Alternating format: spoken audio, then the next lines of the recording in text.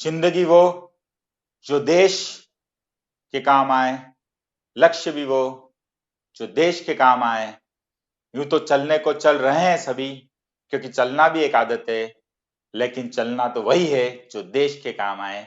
चलना तो वही है जो देश के काम आए। नमस्कार साथियों, आपका लैंग्वेज मित्र पुनीत जैन आपके सामने फिर हाजिर है अपनी 2 क्वेश्चंस 1 मिशन सीरीज लेकर। और हम हर बार कॉम्पिटिटिव एग्जाम में आए हुए बेहतरीन से बेहतरीन प्रश्न आपको यहाँ सॉल्व करवाने की कोशिश करते हैं। अब आज जो मैं आपके सामने 2 प्रश्न लाया हूं वो देखिए आप। ये फर्स्ट क्वेश्चन आपकी आंखों के सामने है, much of their glory dash dash faded away. तो इसमें आपको सही हेल्पिंग वर्ब का चुनाव करना है।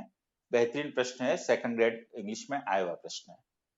तो आप हमेशा अपना अनुमान जरूर लगाइए मेरा आंसर देने से पहले। तो much of their glory dash dash faded away, are, were, has और हैव, क्या लगाना आप पसंद करेंगे? देखिए ये आपके सामने पूरा प्रश्न है। चलिए, तो आपका क्या आंसर होगा वो हम देखते हैं। देखो, अब आप देख सकते हैं कि फेडेड अवे, तो फेडेड अवे जो है वो थर्ड फॉर्म है। थर्ड फॉर्म है तो हम आर और वर का प्रयोग ना करें, वो तो पैसिविटी में हो जाता अगर होता भी सही। तो यहाँ हम हैज और हैव का प्रयोग कर सकते हैं, पर मच जो है वो एक मात्रात्मक टर्म है। कैसी टर्म है?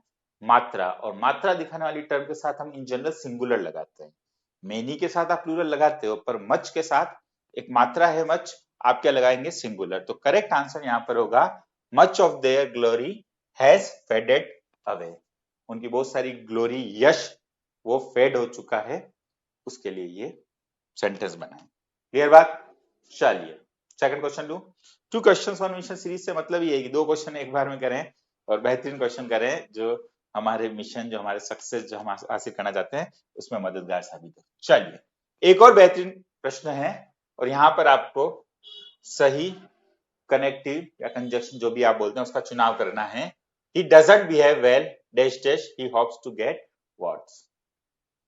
In the meantime, nevertheless, as a result as, मतलब वह वेल बिहेव नहीं करता है परंतु फिर भी वो वोट पाना चाहता है, ऐसा कुछ मीनिंग आपको निकालना है। क्योंकि अभी आपके सामने ऑप्शन है, उसके हिसाब से आप तय करेंगे।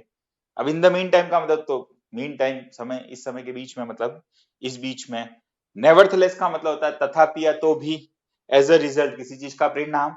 और एल्स अलग अलग जगह आता है, अलग अलग संदर्भ में। यहाँ जो है नहीं तो या वरना, लेस्ट या अदरवाइज के सेंस में। तो अब आपको अगर चारों की मीनिंग पता है, नेवरदलेस बढ़िया अच्छा शब्द होता है। और यहाँ पर मैं एक और चीज करना चाहूंगा, इसकी स्पेलिंग अपन प्रॉपर लिख दें, नेवरदलेस। स्पेलिंग का भी कभी क्वेश्चन आ जाए तो नेवरदलेस। अब आप क्या आंसर देना चाहेंगे? तो बिल्कुल नेवरदलेस ही आपका आंसर होगा, तो भी या तथापि। He doesn't behave well, तो भी वह चाहता है कि उसको क्या मिल जाए? वोट मिल जाए। तो यहाँ करेक्ट आंसर आपका है सी, नेवरदलेस। तो बस इसी तरह सीखते रहिए और हमसे जुड़े रहिए। अगर आपको बात पसंद आती है तो चैनल को सब्सक्राइब जरूर कीजिए, लाइक, शेयर और कमेंट भी आप इसी तरह करते रहिए। फिलहाल के लिए इतना ही। That's all for the moment. Thank you very much Indeed.